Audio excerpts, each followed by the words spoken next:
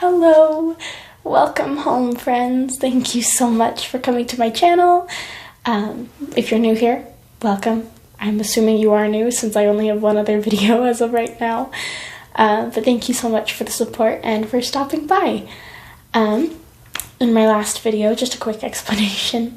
In my last video, I was having trouble with recording my camera, my video, as well as my audio, so it was audio only. But now I have a better camera setup, so I am grateful to be coming to you in person. I guess, sort of. You know what I mean. For today's video, for my first formal video, I really wanted to treat you guys to reading you a little bedtime story or just relaxation story, depending on when you're watching this. So I have with me one of my favorite books ever. It's called The Scarlet Pimpernel by Baroness Emma Orsi. I'm not sure how to say that last name, but I love this book. I read it for the first time this last summer, so it's a newfound love, but I loved the movie beforehand and the musical I adored, so I wanted to read the book, and I love it, and I think it makes the perfect bedtime story because it has such beautiful imagery and all these wonderful things. And so I wanted to share this little story with you. If you're not familiar, The Scarlet Pimpernel is a historical story. It takes place in the French Revolution. And I don't want to spoil it too much because I'm hopeful that you guys like this, and I'm hopeful that I can turn it into a series. And maybe we can read the whole book together. I would not mind that at all. And quick apology for if you hear any cars driving by. I live on a crazy busy street, and no matter what time of day I film, there's always going to be cars. But I don't know, in a way it's kind of a peaceful sound, I think. Kind of the little whoosh. It's a little satisfying. Hopefully none of them are too loud. Alright, so here we go. The Scarlet Pimpernel by Baroness Emma Orsi.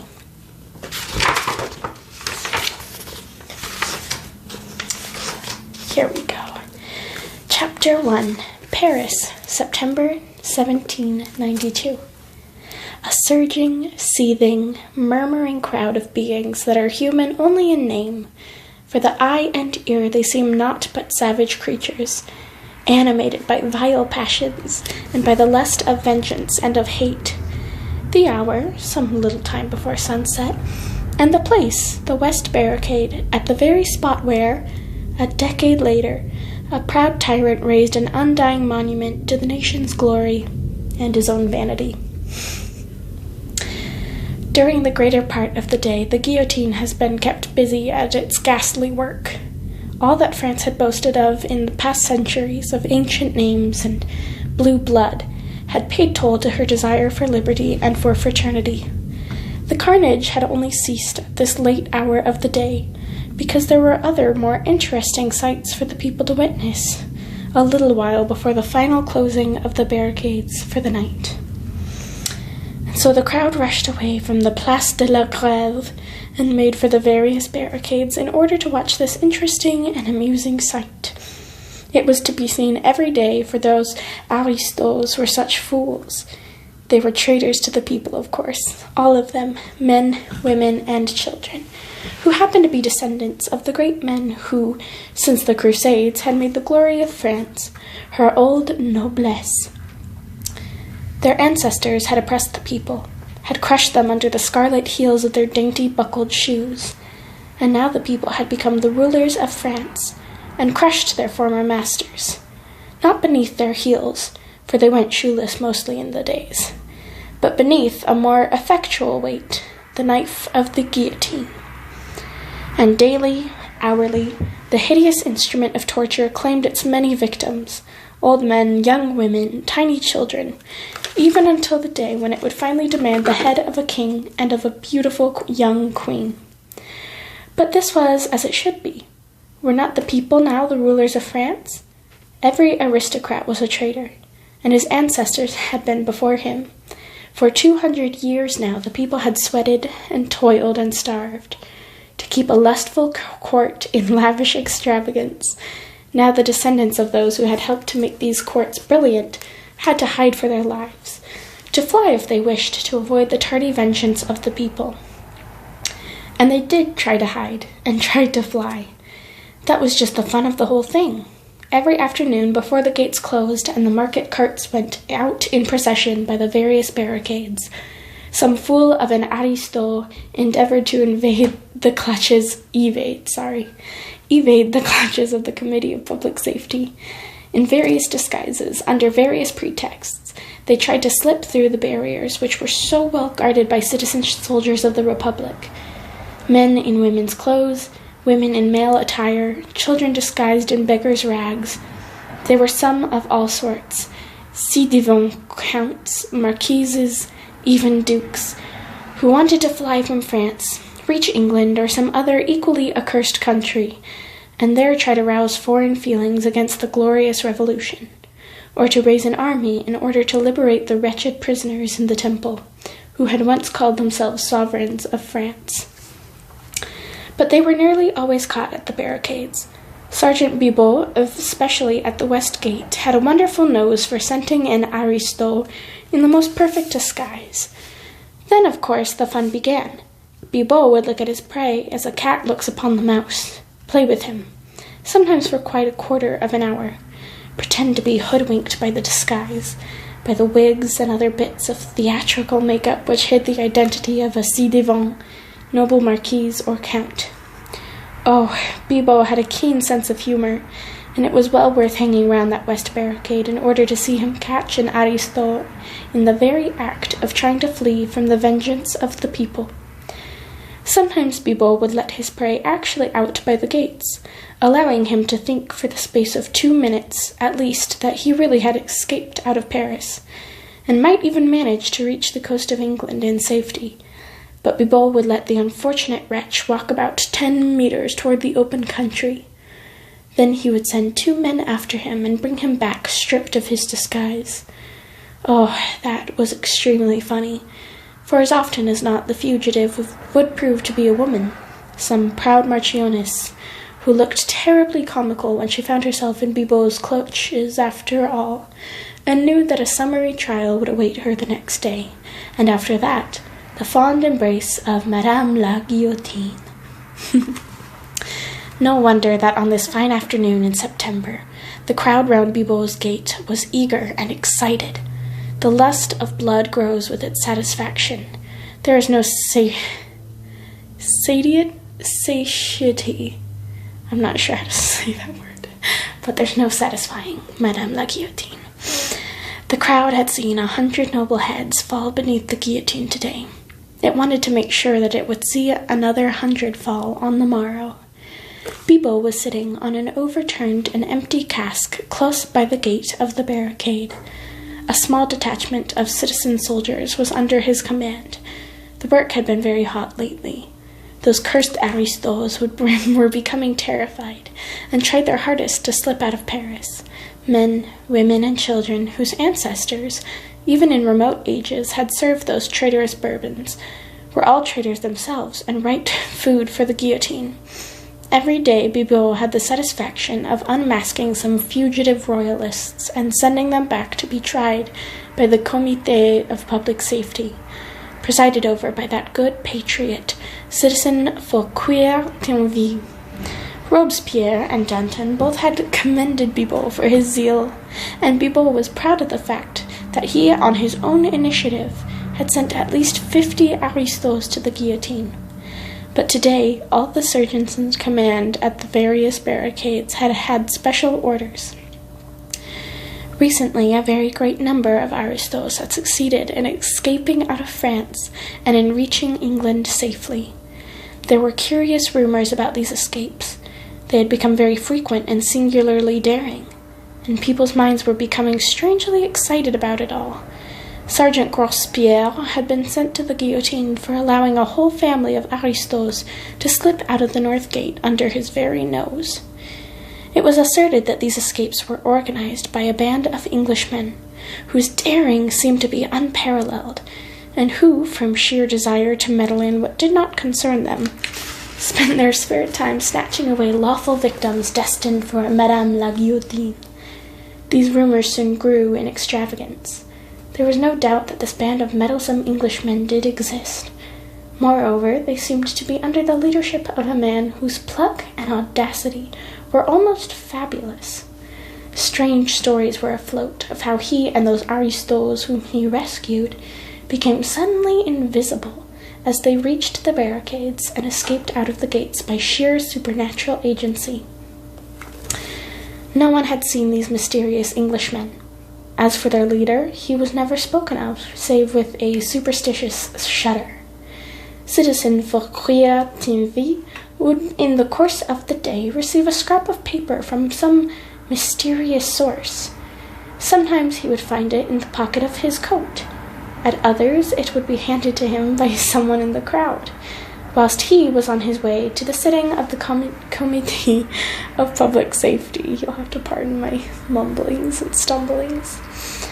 The paper always contained a brief notice that the band of meddlesome Englishmen were at work, and it was always signed with a device drawn in red, a little star-shaped flower, which we in England call the Scarlet Pimpernel. Within a few hours of the receipt of this imprudent notice, the citizens of the Committee of Public Safety would hear that so many royalists and aristocrats had succeeded in reaching the coast, and were on their way to England and safety. The guards at the gate had been doubled. The sergeants in command had been threatened with death, whilst liberal rewards were offered for the capture of these daring and impudent Englishmen. There was a sum of 5,000 francs promised to the man who laid hands on the mysterious and elusive Scarlet Pimpernel. Everyone felt that Bibot would be that man, and Bibot allowed that belief to take firm root in everybody's mind, and so, day after day, people came to watch him at the west gate, so as to be present when he laid hands on any fugitive aristo who perhaps might be accompanied by that mysterious Englishman. Bah, he said to his trusted corporal, Citizen Grospierre was a fool. Had it been me now at that north gate last week? Citizen Bibot spat on the ground to express his contempt for his comrade's stupidity. How did it happen, citizen? Asked the corporal. Grospierre was at the gate, keeping good watch, began Bibot, pompously, as the crowd closed in round him, listening eagerly to his narrative. We've all heard of this meddlesome Englishman, this accursed Scarlet Pimpernel. He won't get through my gate, morbleu, unless he be the devil himself. But Grospierre was a fool. The market carts were going through the gates. There's one laden with casks and driven by an old man with a boy beside him. Grospierre was a bit drunk, but he thought himself very clever. He looked into the casks, most of them, at least, and saw they were empty, and let the cart go through. A murmur of wrath and contempt went round the group of ill-clad wretches who crowded round Citizen Bibot. Half an hour later, continued the sergeant, up comes a captain of the guard with a squad of some dozen soldiers with him. Has a cart gone through? He asks of Grospierre, breathlessly. Yes, says Grospierre, not half an hour ago. And you have let them escape, shouts the captain furiously. You'll go to the guillotine for this, citizen sergeant. That cart held concealed the ci-devant Duc de Chailly and all his family. What? Thundered Grospierre, aghast. Aye, and the driver was none other than the cursed Englishman, the Scarlet Pimpernel. Dramatic effect voice. A howl of execration greeted this tale. Citizen Grospierre had paid for his blunder on the guillotine, but what a fool! Oh, what a fool! Bibot was laughing so much at his own tale that it was some time before he could continue. After them, my men, shouts the captain, he said after a while. Remember the reward. After them. They cannot have gone far. And with that he rushes through the gate, followed by his dozen soldiers. But it was too late to shout at the crowd excitedly. They never got them. Curse that Grospierre for his folly. He deserved his fate. Fancy not examining those casks properly. But these sallies seemed to amuse Citizen Bibot exceedingly. He He laughed until his sides ached and the tears streamed down his cheeks. "Nay, nay," he said at last. "Those aristos weren't in the cart. The driver was not the Scarlet Pimpernel." "What? No, the captain of the guard was that damned Englishman in disguise, and every one of his soldiers aristos." The crowd this time said nothing. The story certainly savored of the supernatural, and though the Republic had abolished God, it had not quite succeeded in killing the fear of the supernatural in the hearts of the people. Truly, that Englishman must be the devil himself. The sun was sinking low down in the west. Bibot prepared himself to close the gates. "En avant the carts," he said. Some dozen covered carts were drawn up in a row, ready to leave town in order to fetch the produce from the country close by for market the next morning. They were mostly well known to Bibot, as they went through his gate twice every day on their way to and from the town. He spoke to one or two of their drivers, mostly women, and was at great pains to examine the insides of the carts. "You never know," he would say, "and I'm not going to be caught like that fool Grospierre." The women who drove the carts usually spent their days on the Place de la Grève, beneath the platform of the guillotine, knitting and gossiping whilst they watched the rows of tumbrils arriving with the victims the reign of terror claimed. It was great fun to see the aristos arriving for the reception of Madame la Guillotine, and the places closed by the platform were very much sought after. Bibot, during the day, had been on duty on the place. He recognized most of the old hats, tricoteuses as they were called, who sat there and knitted, whilst head after head fell beneath the knife, and they themselves got quite bespattered with the blood of those cursed aristos. "La mère," said Bibot to one of those horrible hags, "what have you got there?" He had seen her earlier in the day, with her knitting and the whip of her cart close behind her. Now she had fastened a row of curly locks to the whip handle, all colors from gold to silver, fair to dark, and she stroked them with her huge bony fingers as she laughed at Bibot. "I made friends with Madame Guillotine's lover," she said, with a coarse laugh.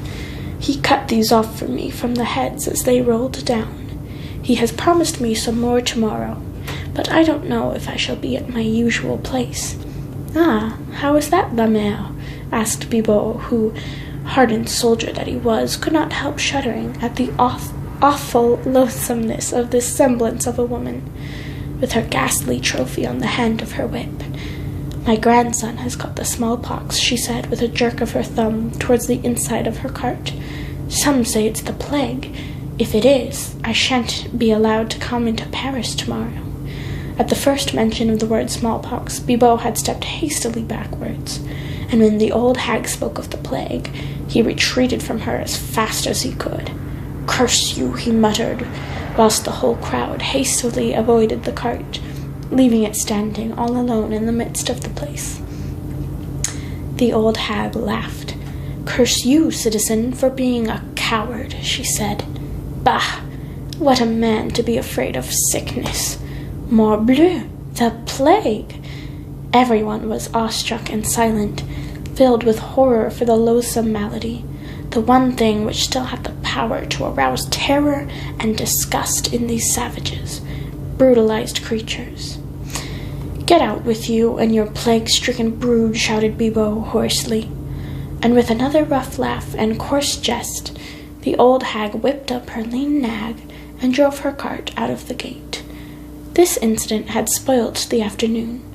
The people were terrified of these two horrible curses, the two maladies which nothing could cure, and with which were the precursors of an awful and lonely death. They hung about the barricades, silent and sullen for a while, eyeing one another suspiciously, avoiding each other as if by instinct, lest the plague lurked already in their midst. Presently, as in the case of Grospierre, a captain of the guard appeared suddenly, but he was known to Bibot, and there was no fear of his turning out to be a sly Englishman in disguise.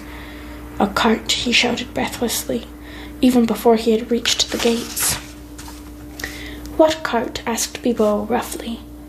driven by an old hag. A covered cart. There were a dozen. An old hag who said her son had the plague? Yes. You have not let them go? Morbleu, said Bibot, whose purple cheeks had suddenly become white with fear. The cart contained the ci-devant Comtesse de Tournay and her 2 children, all of them traitors and condemned to death. And the driver, muttered Bibot, as a superstitious shudder ran down his spine. Sacre tonnerre, said the captain, but it is feared that it was that accursed Englishman himself, the Scarlet Pimpernel. And that concludes chapter 1. Like I said before, I really hope you guys like this idea in this book. I know it's a little gruesome in the first chapter. Hopefully that doesn't dissuade you. But the second chapter gets really, really fun. You get to go into this like old tavern, and the imagery, like I said, is so nice and relaxing. But chapter 1, as always, sets you up for a little bit of exposition. So that is the first chapter of the Scarlet Pimpernel. Thank you so much, you guys, for listening in, and hopefully you will also listen in, including my stumblings and mumblings and butchering of words. I hope that you still enjoyed it and are either now asleep or ready to go to sleep or ready to do whatever you have to do next. I really hope we can see you guys again, but thank you so much for coming.